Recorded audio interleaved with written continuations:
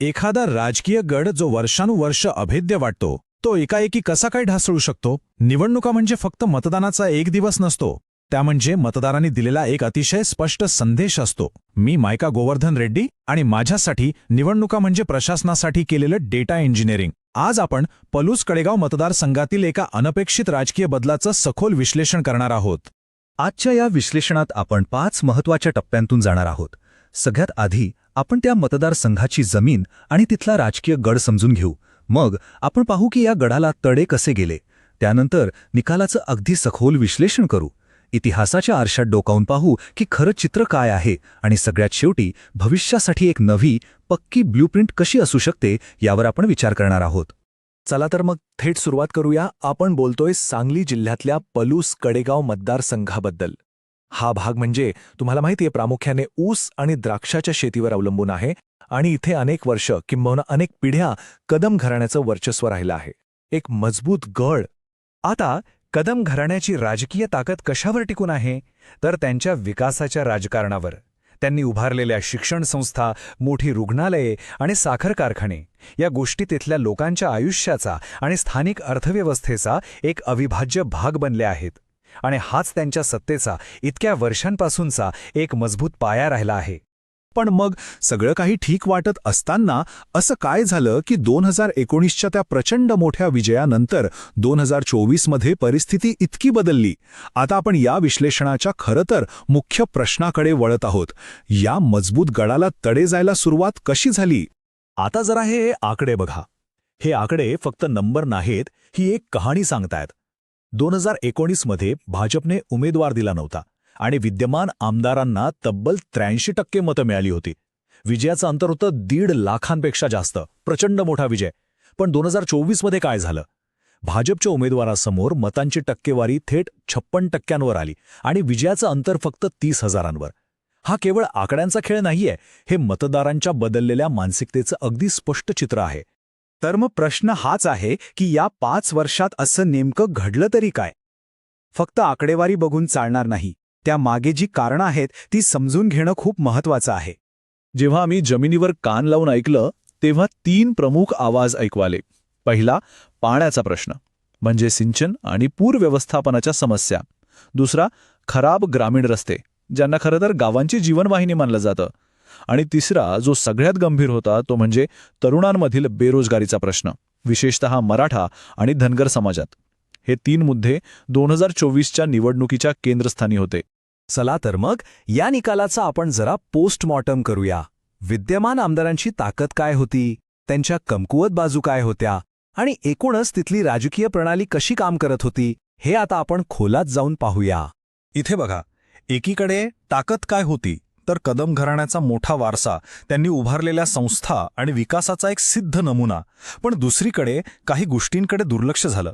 2019च्या त्या मोठ्या विजयानंतर आलेली एक प्रकारची शिथिलता, फक्त मराठा मतांवर जे सुमारे 32% आहेत जास्त अवलंबून राहणं आणि डिजिटल प्रचाराचा पूर्ण क्षमतेने वापर न करणं, याच कमकुवत बाजूंनी खरं तर विरोधकांना एक संधी निर्माण करून दिली.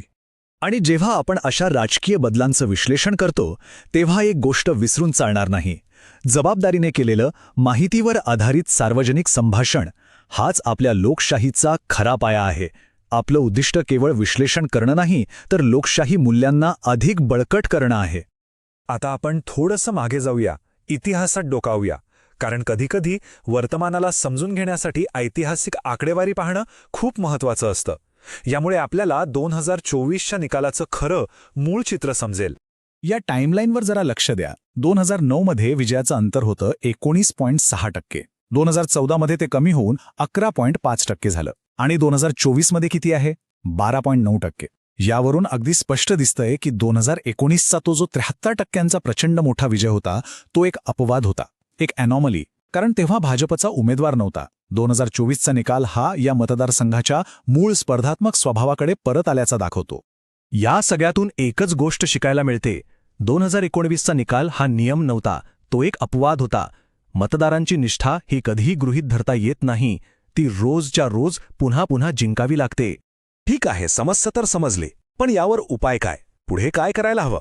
या परिस्थितीतून बाहेर पडण्यासाठी आणि मतदारांशी पुन्हा एकदा नातं जोडण्यासाठी एक आधुनिक आणि डेटावर आधारित रणनीती कशी असू शकते याचा आता आपण विचार करूया. याला आम्ही म्हणतो चतुर्मुख रणनीती. याचे 4 महत्वाचे स्तंभ आहेत. पहिला, सामाजिक संपर्क, म्हणजे फक्त आपल्या मुख्य वोट बँकेच्या बाहेर जाऊन दलित आणि ओबीसी समाजापर्यंत पोहोचणं. दुसरा, विकासाचा अजेंडा, फक्त कामं करणं नाही, तर त्या कामाचं प्रभावी सादरीकरण करणं. तिसरा, तरुण आणि अर्थव्यवस्था, बेरोजगारीच्या प्रश्नावर ठोस उत्तर म्हणून शिक्षणापासून रोजगारापर्यंत एक स्पष्ट मार्ग तयार करणं. आणि चौथा, आघाडी आणि कथानक, म्हणजे स्थानिक अस्मितेवर जोर देऊन राजकीय कथानकावर आपलं नियंत्रण ठेवणं. ही फक्त कागदावरची रणनीती नाहीये, ही प्रत्यक्षात आणण्यासाठी एक 90 दिवसांची शिडी आहे. पहिल्या टप्प्यात प्रत्येक बूथस्तरीय निकालाचं विश्लेषण करा. पुढच्या टप्प्यात लोकांच्या प्रश्नांना लगेच प्रतिसाद देत लहान पण प्रभावी कामं सुरू करा. त्यानंतर जमिनीवरच्या कार्यकर्त्यांना पुन्हा सक्रिय करा, संवादाचे सर्व चॅनल्स उघडा आणि शेवटी एका स्पष्ट आणि सुसंगत कथानकासह लोकांपर्यंत पोहोचा. आणि हो, आजच्या जगात लोकांपर्यंत पोहोचताना एक गोष्ट लक्षात ठेवलीच पाहिजे: लोकांच्या प्रतिष्ठेसह शासन चालवणं. कोणताही संवाद हा लोकांच्या संमतीवर आणि त्यांच्या डेटाच्या आधारावरच आधारित असला पाहिजे. भारताचे कायदेसुद्धा याच मूल्यांचं समर्थन करतात. शेवटी या सगळ्या डेटा आधारित प्रशासनाचं अंतिम ध्येय तरी काय आहे? ते एकच आहे: मतदाराला त्याच्या मताचा योग्य परतावा देणं.